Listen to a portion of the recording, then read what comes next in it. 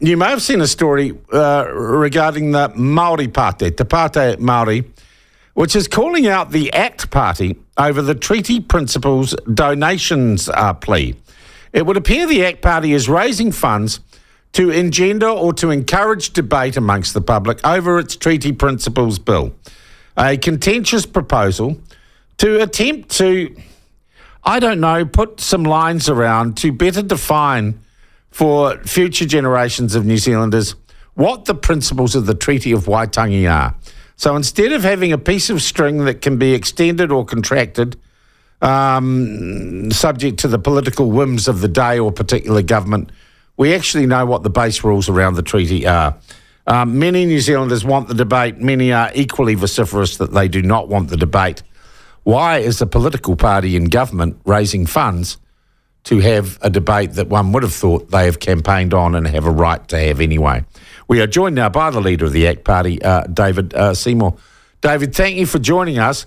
Is this unusual? Good morning, Sean. That a party in government goes campaigning for funds to promote a policy? Not at all, because the policy is to have a public debate that will eventually, I believe, lead to the principles of the treaty being defined in law.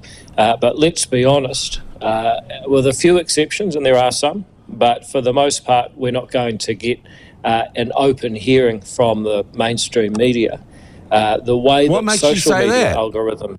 What makes you say that? Well, let me put it this way. There's one major news outlet that has run 2, possibly 3 stories on this issue in the last couple of months, and it directly involves ACT. It's about us, but they did not come to us for comment to be in the story.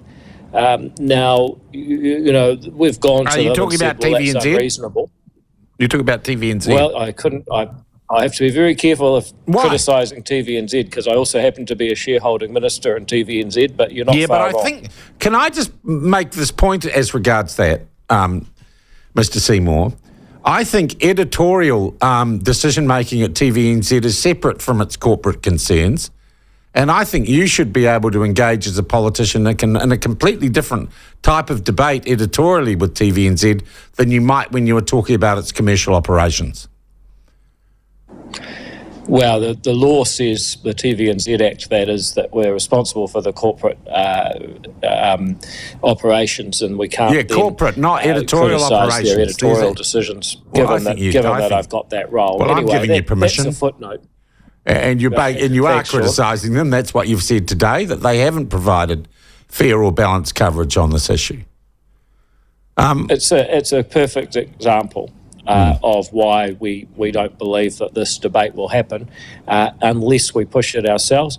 And it seems that a lot of people understand that, because in 48 hours we raised $60,000, and it's not big money. I think someone gave $1,000, someone gave $5,000, but for the most part, it's been people giving $20 or $25 to make sure that we can actually go out into the internet, advertise and promote people to go to treaty.nz, because once people find out that we're not changing the treaty, we're changing the principles, that the principles were created by the courts, the Waitangi Tribunal, the bureaucracy and academia, and that people have never had a say on this, Parliament's never had a say about what the principles are, then actually people say, well, that's a debate that I'd like to have. And then when we say, you know, the main change that we propose is to make it clear that the principles of the treaty extend the same rights and duties to all New Zealanders, that we actually make the treaty a unifying document instead of a dividing document,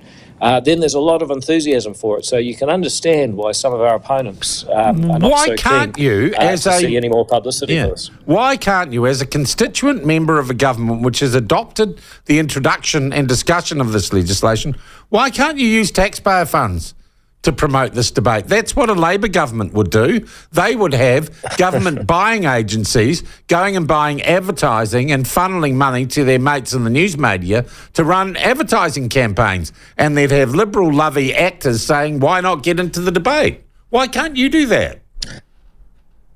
Well, I tell you, the real reason why we don't do that is that we're actually here for real change. And if you think about what Labor did, yep, they did lots of stuff like that I disagree with, but we have swept away all of the change that they made because it just wasn't real. No one really believed in it. What we're seeing here is a movement to say, yes, we're not anti-treaty. We're certainly not anti-Maori. Many of us are Maori. But we actually want to see our founding document interpreted as a treaty that unites us, not a treaty that divides us. We want to see a celebration of our universal humanity, not fanaticism over race. And you saw it just yesterday. Rawiri Waititi called out to Winston Peters, "What blood quantum are you?" I mean, this is how disgraceful but look, here's these my people point, are. Minister. We have spent, and collectively government agencies, let's just take the recent Matariki holiday. The amount of government money or taxpayer money, one way or another, that went to propagandise the wonderfulness of a made-up holiday called Matariki, all central government or government agency funding.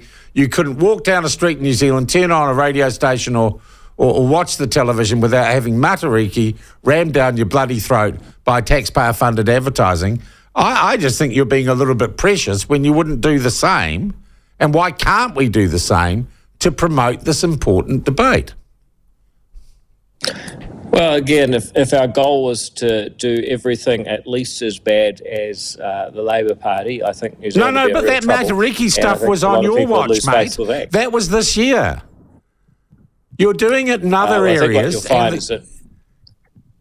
I think what you'll find, it was in the financial year of the last Labor budget. July 1 is the first year that is truly are budgeted by this government.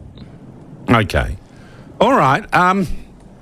Without this spend, and to be honest, $60,000, you could raise $120,000. It's going to be a drop in the ocean. Surely you asking for this money is more symbolic than practical in terms of really encouraging more debate or more discussion.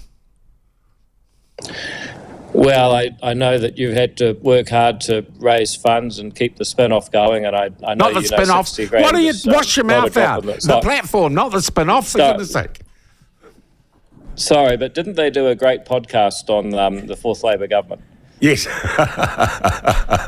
You see, even the spin-off can do something right sometimes. No, you're right. Sorry, the platform, you know, 60 grand is not a drop in the bucket, and you also know that for the people that gave, we're incredibly grateful because people really do want the change, and these are people I call change makers who believe that New Zealand has a destiny which is based on each of us having the same basic rights and dignity and the chance to make a difference in our own lives. So that's a dream that animates a lot of people. Yeah. How can you convince New Zealanders to take part in this debate when your coalition friends in the National Party don't want to?